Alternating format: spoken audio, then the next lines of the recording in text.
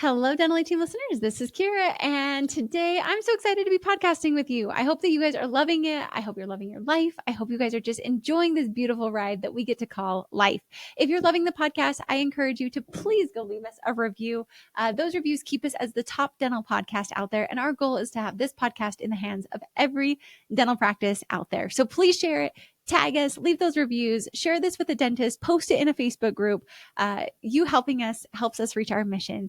And my goal is to just really, truly positively impact the world of dentistry. Remind us that this is the greatest profession. And today I wanted to go through some not so obvious ways to cut costs in a practice. Right now, I know that there is some trickiness around fees and insurances and inflation. Guys, like, shoot, I'm in it too. I was talking to my coach the other day, and we just looked back even like 4 years ago of what we had for job postings for certain positions. And that's archaic fees now.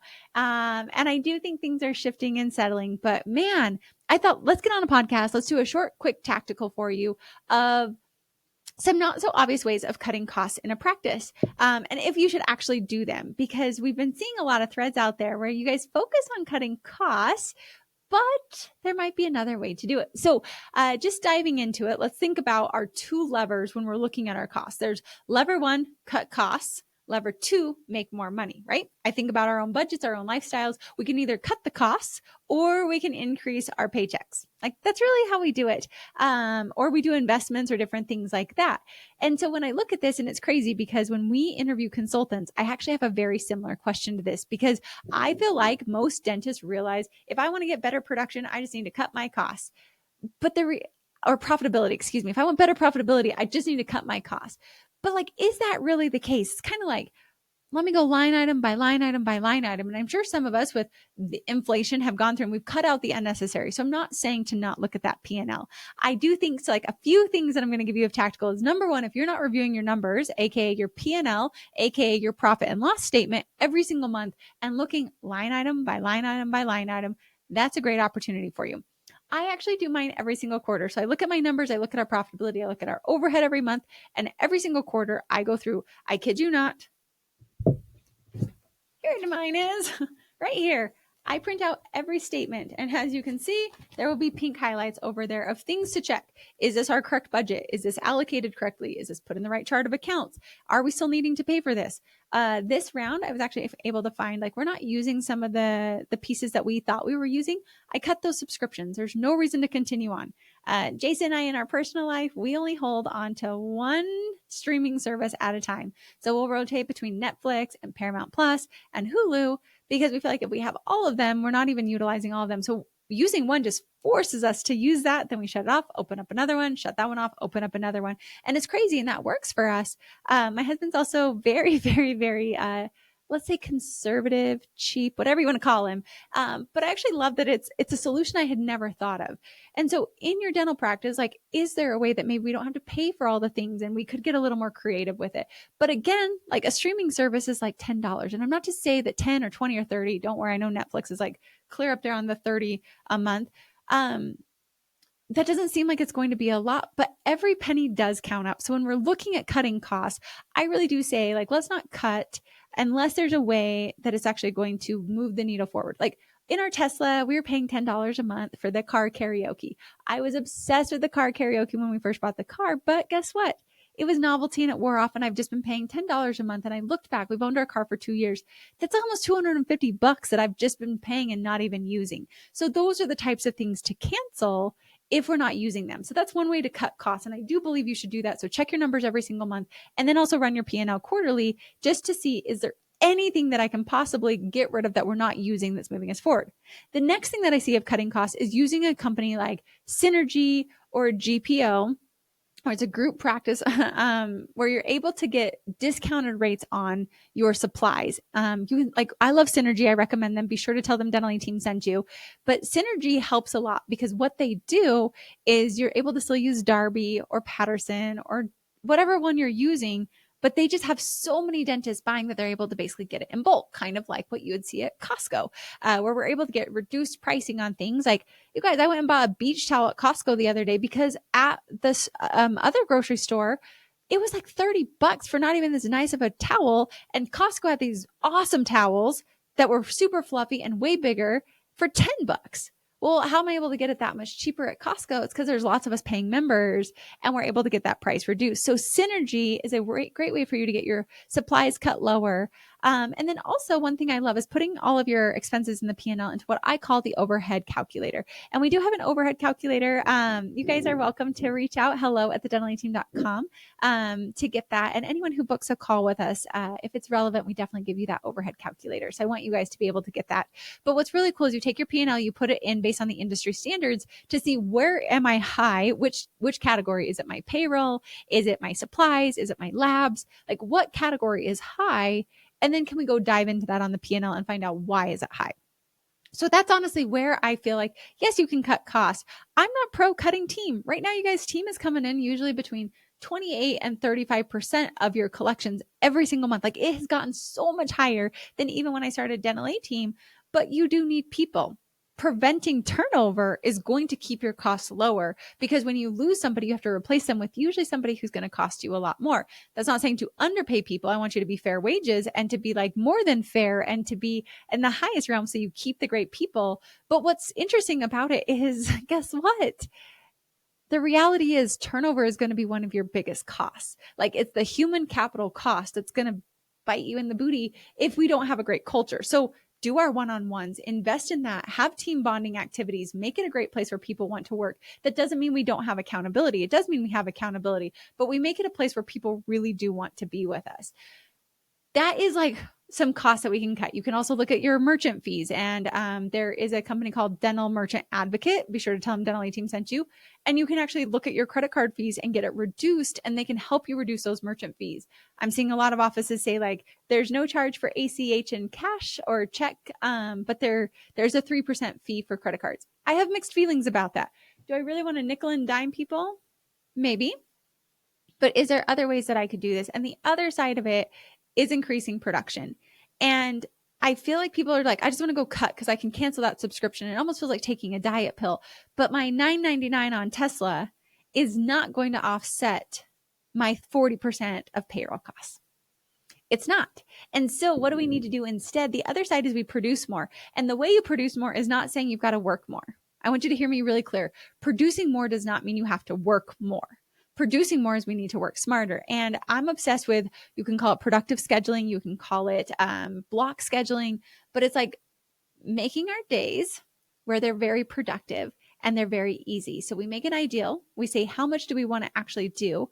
And what do we do from there is we look at it and we say, all right, I want to do a crown, I want to do a root canal, I want to do all these things. And I go off of my lowest insurance fee. Let's not go off of our office fees, but let's go off of our lowest or our more average one. Like most of the time, our crown is this amount. Most of the time, a root canal is this amount. Most of the time, and again, we're not going high. And if your fees are really low, maybe I'd consider cutting that one insurance plan. But we want it to be being paid fairly for. Otherwise, it becomes very hard and you do have to produce more. And so looking at that, is there a way I could possibly drop one of my insurance plans, get them on a membership plan and be able to be producing more that way? A lot of people also are like, well, I got to just go fee for service. And I think there's a middle ground. You for sure can go fee for service. And I'm not here to tell you not to. But what I am saying is fee for service then becomes tricky because you got to pay a lot more for marketing. And people don't realize that. Your insurance fees are your marketing budget right now, just so you know. And if you can get that many patients on a marketing budget and you're willing to do that, but please do not kid yourself that you're like, oh, well, I'm now fee for service. You have to now work your freaking booty off to get these patients in. Please, please, please do not miss that mark. And so if you're really good with marketing and you're getting them in, because insurance just allows you to have so much more access to people and they come to you because like I have MetLife or I have Delta, so I'm looking for it. Then I look at the reviews and I come to you. So that is a huge piece that's driving patients to you that you don't realize. So what I mean is productive scheduling is actually the best way to do it. So looking at what do I need to do? I have added millions, and I'm not kidding, millions of dollars just by making a more productive schedule. I've added in over 20 grand a month and they did not work any more days and they actually were able to have a less busy schedule because what I do is I play the game of math and I look at it and I say, all right, this is how much a crown is, root canal. We do all the procedure makeup. We build a whole schedule based on how many procedures you're already doing, how many new patients you're already seeing, how much perio you're already doing, or how much we want to be doing. And we block it in and we actually figure out how much each day is worth. like dollar wise, if we were to follow this ideal schedule. And what's crazy is when people then start looking for patients like puzzle pieces and we say, oh, you have a crown. Dr. Smith actually does his crowns on Mondays or at 8 o'clock or on Thursdays at 4 o'clock, which works best for you.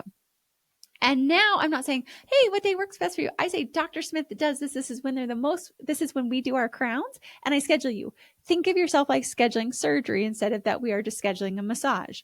We are specialists. We are people that can stick to a schedule. My surgeons, the doctors, they do not just take me whenever I'm available. They say, this is when we're available. When can you come in? But at a massage place or a hair place, they're like, oh, what day works best for you, Kiera? That's not who we are. We are specialists. And if you start to train your team to do this, you guys can actually have a much more productive schedule. And if all of us are looking for that, blocks are held for 24 hours. That's my rule. So tomorrow at 9 o'clock, if it's not filled, I fill it with something that's close to that, a toothache or whatever that dollar per hour production needs to be. I also have my hygiene team reporting their dollar production per hour, making sure that we're hitting those marks. What can we do? I'm also looking to see, do I have enough perio in my schedule? And are we diagnosing enough perio? Or are we doing bloody prophies? If I've done all these pieces and I'm truly doing them, the next question is, doctors, are we diagnosing enough? If you want to be producing 100,000, the goal usually is that you need to produce 3 times, you need to diagnose 3 times as much as you want to produce. So if I want to produce 100K, I need to be diagnosing 300,000. That's the stats. That's what we see typically. And so looking at that, are you diagnosing enough? Are we watching everything? Are we actually diagnosing? Are we putting a lot of watches on things? And I'm not here because there's another article that I said of, are people over-diagnosing? And I don't think that they are. I think that there's some people who are, but I think that there's another piece on it of, are we making sure that we're actually diagnosing and not just watching things? What are we watching? We're waiting for that decay to get worse. Like, it's there, it's present. You know, there's decay. Why are we not getting rid of it? And so I feel like getting that confidence of this is where it is. And if you're struggling with that, then get Pearl AI or Overjet AI to where now you have AI that's also backing you up and saying, this is what you have. It's black and white and there's no questions. I think that investment, tell them Dental A Team sent you. We do have affiliated fees with them. My thing on affiliate fees is I always just ask them to give you guys the lowest deal. So please just mention Dental A Team. That way they know we're sending people to them. But the piece is, if you're going to do this and you're struggling with that, get AI on your x-rays. Use them because you can diagnose easier and more confidently. That way it's not just you trying to convince your patient they need this. Also assume that the patient wants to do the treatment. Why are we sitting here like, I feel so bad to tell them they have a cavity?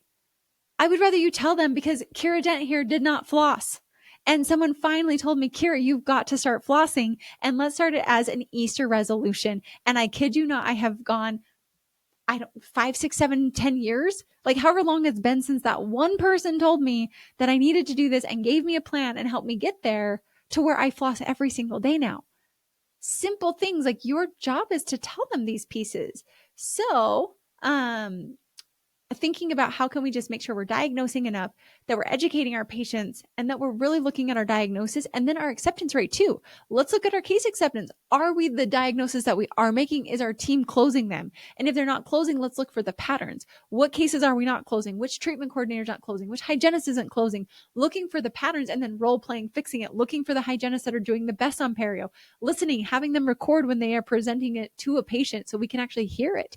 Those are ways that we cut costs, aka increase our production so we don't have to cut costs. Also, just knowing your BAM, bare ACE minimum.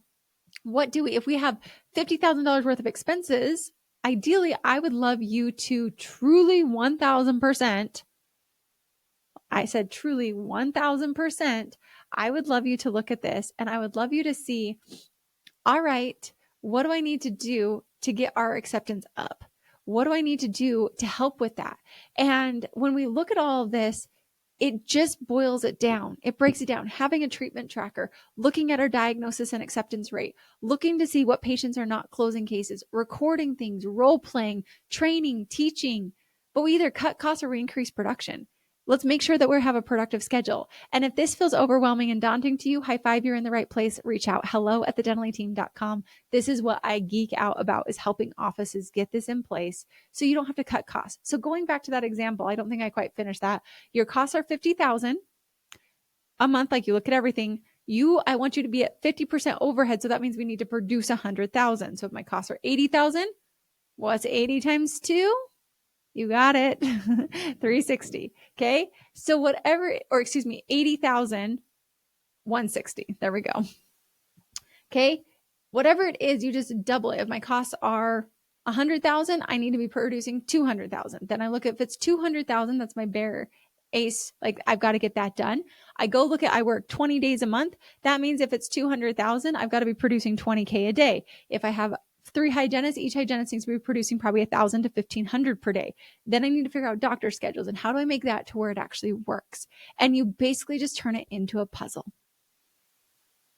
Do you guys feel like I'm on a rant?